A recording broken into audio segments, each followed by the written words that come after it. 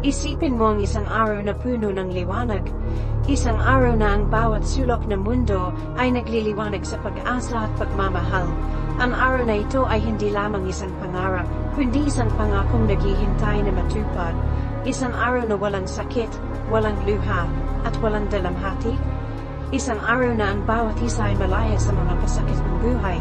Ang bawat ngiti ay tunay, at ang bawat yakap ay puno ng pagmamahal at pag-unawa. Isang araw na ang lahat ng pangako ay natupad na, ang mga pangarap na matagal ng inaasam ay magkakaroon ng katuparan. Ang bawat pagsusumikap at sakripisyo ay magbubunga ng kaligayahan at kasaganaan. Ito ang araw na hinihintay natin, mga kapatid, ang araw ng pagbabalik ni Hesus. Ang araw na ang ating mga puso ay mapupuno ng kagalakan at kapayapaan. Ang araw na ang ating pananampalataya ay magbubunga ng walang hanggang kaligayahan. Sa gitna ng mga pagsubok at kawalan ng pag-asa sa mundo, mayroong isang pangako na nagbibigay sa atin ng lakas at pag-asa. Ang pangakong ito ay nagsisilbing ilaw sa ating mga landas, gabay sa ating mga desisyon, at lakas sa ating mga kahinaan. Ang pangakong ito ay nagmula mismo sa bibig ni Hesus, huwag na kayong mabalisa. Ang mga salitang ito ay nagbibigay ng kapanatagan sa ating mga puso, nagbibigay ng katiyakan sa gitna ng kawalan ng katiyakan. Manalig kayo sa Diyos, manalig din kayo sa akin. Ang pananampalataya ay ang ating sandigan, ang ating kalasag laban sa mga pagsubok ng buhay. Sa bawat dasal, sa bawat pag-asa, tayo ay lumalapit sa katuparan ng pangakong ito. Sa bahay ng aking ama ay maraming tahanan. Ang mga tahanan ito ay hindi lamang mga lugar, kundi mga simbolo ng walangang pagmamahal at pagtanggap. Ang bawat tahanan ay puno ng kagalakan, kapayapaan at kasaganaan. Babalik ako, at kayo'y aking kukunin upang makapiling ko kayo. 1/4 is 1/5. Ang pangakong ito ay nagbibigay sa atin ng pag-asa na sa kabila ng lahat ng ating pinagdadaanan, tayo ay magkakaroon ng pagkakataong makapiling ang ating tagapagligtas. Ang pangakong ito ay hindi lamang para sa ating mga kaluluwa, kundi para sa buong sanlilikha. Ang bawat nilalang, bawat bahagi ng kalikasan ay magkakaroon ng bahagi sa kaligayahan at kapayapaan na ito. Isang bagong langit at bagong lupa ang naghihintay sa atin, kung saan ang Diyos mismo ang magiging Diyos natin. Apokalipsis, ang bagong mundong ito ay puno ng pag-asa, pagmamahal, at walang hanggang kapayapaan. Ang bawat araw ay magiging isang bagong simula, isang bagong pagkakataon upang maranasan ang kabutihan at pagmamahal ng Diyos. Maraming tao ang nagtatanong, kailan nga babalik si Hesus? Ang totoo, walang nakakaalam ng eksaktong oras o araw. Ngunit isang bagay ang sigurado, siya ay babalik. Ito ang sinasabi ko sa inyo bilang katiyakan. Hindi lilipas ang salinlahing ito hanggat hindi nangyayari ang lahat ng ito. Ang kanyang pagbabalik ay hindi lingit sa atin. Tulad ng kidlat na gumuguhit sa kalangitan, ang kanyang pagbabalik ay makikita ng lahat. Darating siyang nakikita ng lahat, kahit na mga nagtusok sa kanya. Pahayag 1-7. Ang kanyang pagbabalik ay hindi isang katang-isip lamang. Ito ay isang pangako na nakapikit sa banal na kasulatan. At dahil ang Diyos ay hindi nagsisinungaling, maasahan natin na ang kanyang mga salita ay matutupad. Ang pagbabalik ni Hesus ay hindi magiging isang lihim na pangyayari. Ito ay magiging isang napakaliwanag at makapangyarihang kaganapan na makikita ng lahat ng tao sa buong mundo. Walang sinuman ang makakaligtaan ang kanyang pagdating, sapagkat ito ay magiging isang pambihirang pangyayari na magpapabago sa kasaysayan ng sangkatauhan. Ito ay magiging isang pagbabalik na puno ng kaluwalhatian at kapangyarihan. Isang pagbabalik na magpapakita ng kanyang tunay na kalikasan bilang anak ng Diyos. Ang kanyang liwanag ay magliliwanag sa buong kalanitan, at ang kanyang kapangyarihan ay madarama ng lahat ng nilalang. Isang pagbabalik na yayanig sa buong sanlibutan.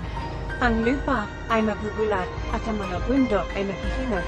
Ang mga dagat ay magalimpuyo at ang mga alon ay magtatayugan.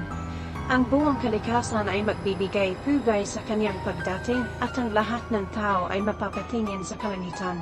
Makikita nila ang anak ng tao na dumarating na nasa mga ulap na may dakilang kapangyarihan at kaluwalhatian.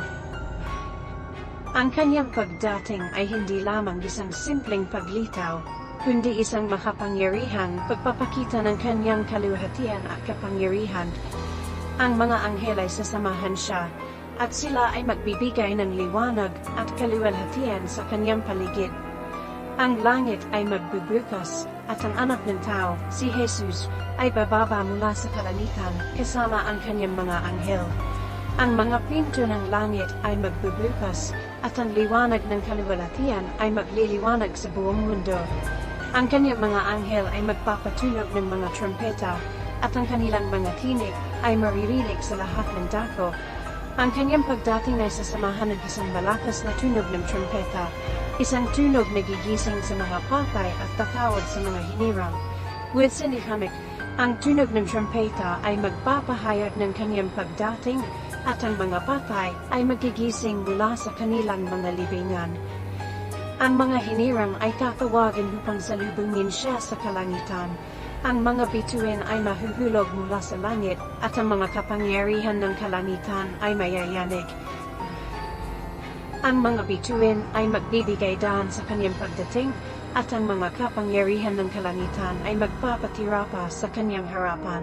Ang buong kalangitan ay magbibigay pugay sa kanyang pagdating, at ang lahat ng nilalang ay magbibigay galang sa kanya. Ang mga kapangyarihan ng kalangitan ay mayayanig, at ang buong sanlibutan ay magugulat sa kanyang pagdating. Ang mga bundok ay matitinag, at ang mga dagat ay mag-aalinpuyo. Ang buong kalikasan ay magbibigay pugay sa kanyang pagdating, at ang lahat ng tao ay mapapatingin sa kalangitan.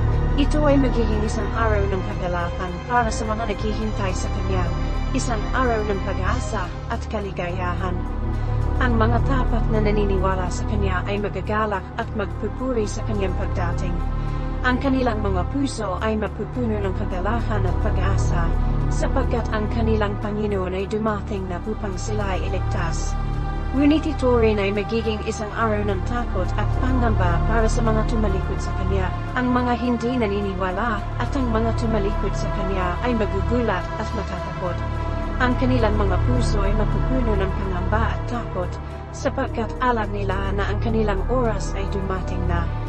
Ang kanilang mga mukha ay mapupuno ng takot at pangamba, sapagkat alam nila na ang kanilang oras ay dumating na. Ang pagbabalik ni Hesus ay hindi lamang isang pagpapakita ng kanyang kapangyarihan.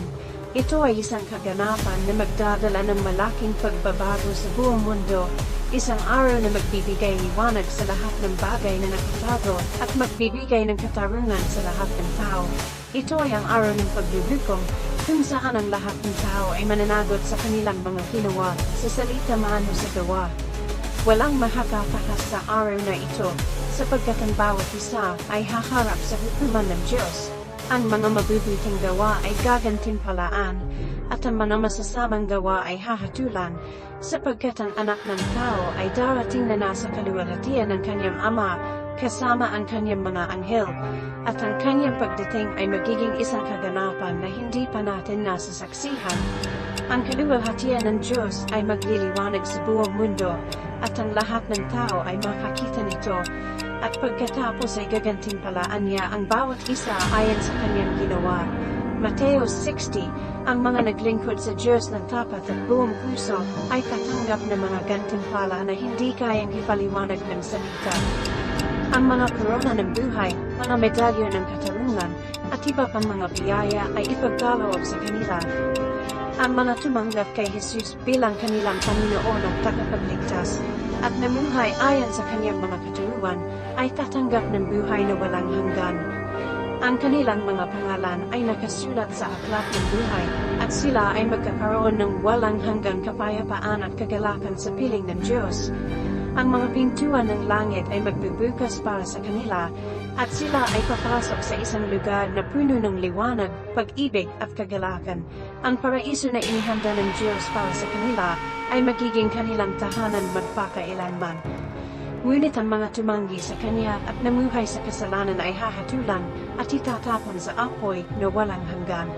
Ang kanilang mga gawa ng kasamaan ay hindi makakaligtas sa hukuman ng Diyos, at sila ay magdurusa sa mga kahihinatnan ng kanilang mga pagpili. Pagkatapos, sasabihin niya sa mga nasa kaliwa, lumayo kayo sa akin, kayong mga isinumpa, humayo kayo at magtiis sa apoy na inihanda para sa dyablo at sa kanyang mga kampon. Ang mga salitang ito ay magdadala ng takot at bigati sa mga hindi sumunod sa Diyos. Ang apoy na ito ay hindi lamang isang simbolo ng kapalusyahan, kundi isang tunay na lugar ng pagdurusa at paghihirap. Ang mga demonyo at ang kanilang mga tagasunod ay magdurusa magpakailanman sa lugar na ito, at ang mga tao na sumunod sa kanilang mga yapak ay makakaranas ng parehong kapalaran. Ang paghuhukom na ito ay hindi isang bagay na dapat katakutan ng mga tunay na mananampalataya. Sa halip, ito ay isang araw ng kagalakan at pag-asa, sapagkat ito ang araw na makikita nila ang kanilang Panginoon at tagapagligtas na nagbabalik upang kunin sila. Sa halip, ito ay isang araw na dapat nating asahan, dahil ito ang araw na ipagtatanggol tayo ng Diyos at ibibigay sa atin ang katarungan na matagal na nating hinihintay. Ang mga pangako ng Diyos ay matutupad, at ang kanyang mga anak ay magkakaroon ng walang hanggang kagalakan. Ang araw na ito ay magbibigay ng katarungan sa lahat ng mga nagdusa at nagtiis para sa kanilang pananampalataya. Ang Diyos ay magiging kanilang tagapagtanggol, at ang lahat ng kanilang mga paghihirap ay magwawakas. Ang katarungan ng Diyos ay maghahari, at ang kanyang mga anak ay magtatamasa ng walang hanggang kapayapaan at kagalakan sa kanyang piling.